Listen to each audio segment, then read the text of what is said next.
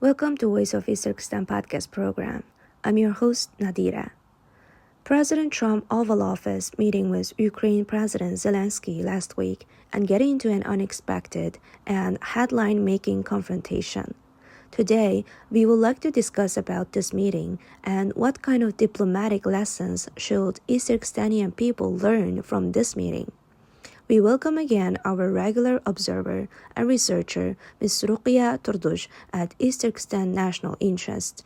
Hello, Ms. Rukiye Turdush. Let's start then. You know Ukraine under Russian invasion and East Turkestan is under Chinese colonization.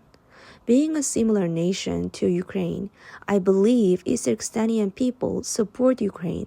And do you think we should take a side with Zelensky in his conversation with President Trump and Vice President J.D. Vance in Oval Office? Thank you.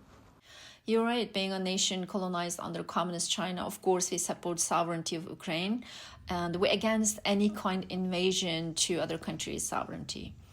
However, in this case, in the Oval Office meeting with President Trump and with the President Zelensky, President Trump trying to end this endless war and build peace between Ukraine and Russia, because as Vice President J.D. Vance and the State Secretary Marco Rubio explained it to the media later, no one in the world put peace strategy on the table yet except President Donald Trump. They said everyone who wants to continuously fight with Russia, who has no vision, and they don't know what would happen and how long they could support this war. So they just are hoping that continuously fighting and that could defeat Russia.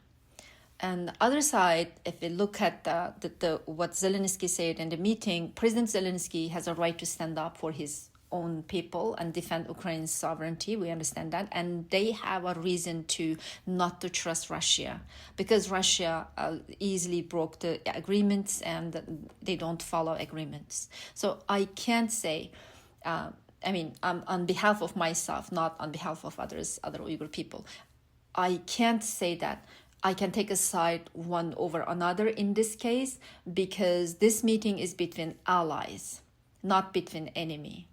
I understand President Zelensky's frustration and the trying to over and over again to explain what Russia did to them. And he explained that it's not possible to guarantee Ukraine's security without defeating Russia. But bring up your frustration and emotions to high-level meetings is not a very good thing. That's why this conversation was clash.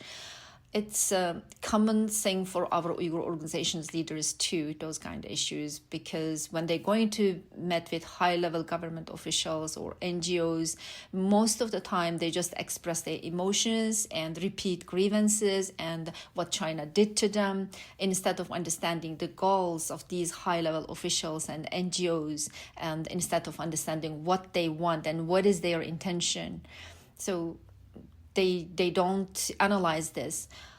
And these high-level officials and NGOs may have reason beyond the moral obligation, and we should know that. Thank you so much, Ms. Rukiye Turdush. You know Uyghur organizations has no power, and these high-level government leaders and non-governmental organizations no need them. But Uyghurs need them. So don't you think, in this case, we have to explain our situation and raise awareness and remind their moral obligation to help us by explaining over and over again what is happening to us? Of course, we have to remind their moral obligation and democratic values during the meeting, but we shouldn't keep going in same course and limit ourselves with reporting our situation only. At least we have to let them know what kind of potential sources we have and what we could do for them and for ourselves or for the better world if they support us. Basically, we have to know how to pursue them, and their investment that put support Uyghurs will not going to be wasted.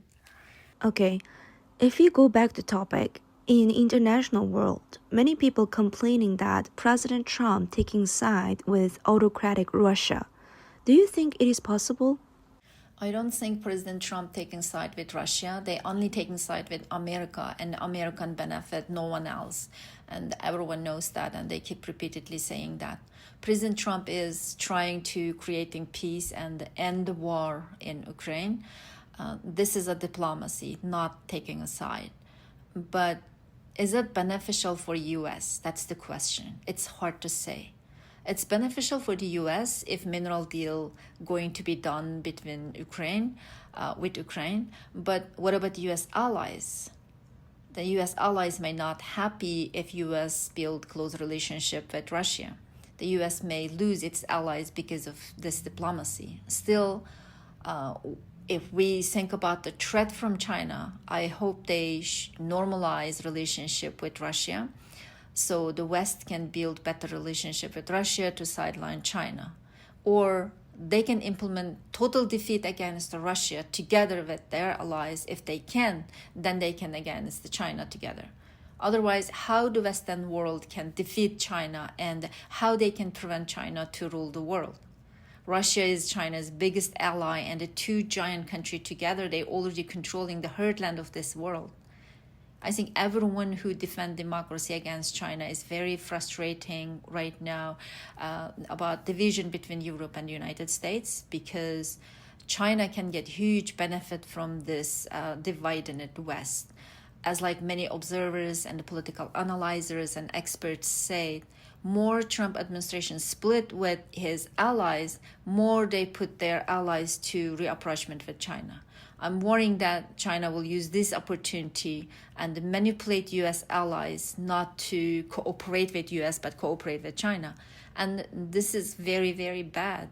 Bad for East Turkistanian, bad for Tibetan, bad for Hong Kong, bad for Taiwan, and bad for whole world.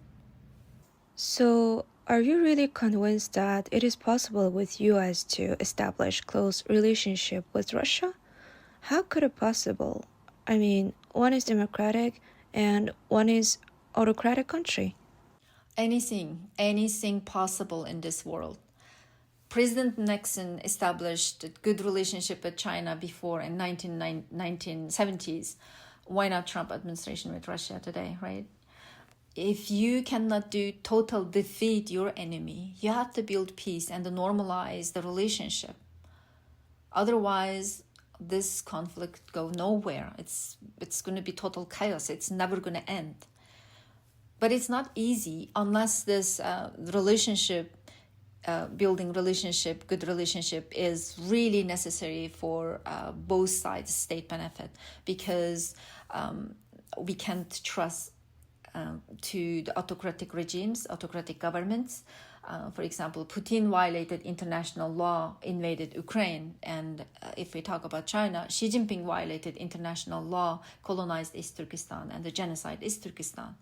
These kind of autocratic regimes can break the agreements easily. They lie all the time and violate international rules. For example, Chinese government is constantly denying the genocide in East Turkestan.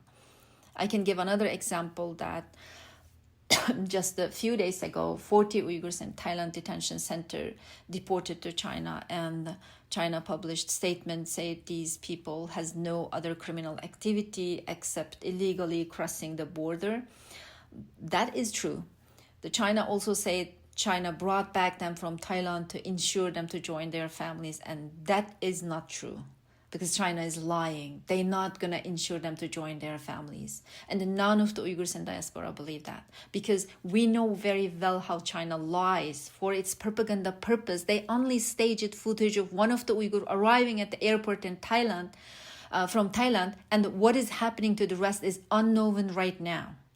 So the world governments must be very vigilant when they deal with China and Russia. Especially dealing with China is extremely dangerous and difficult. But still, I hope the Western governments all together normalize relationship with Russia if they can't totally defeat Russia, so they can sideline China. And this way, it's beneficial for Uyghurs' freedom too.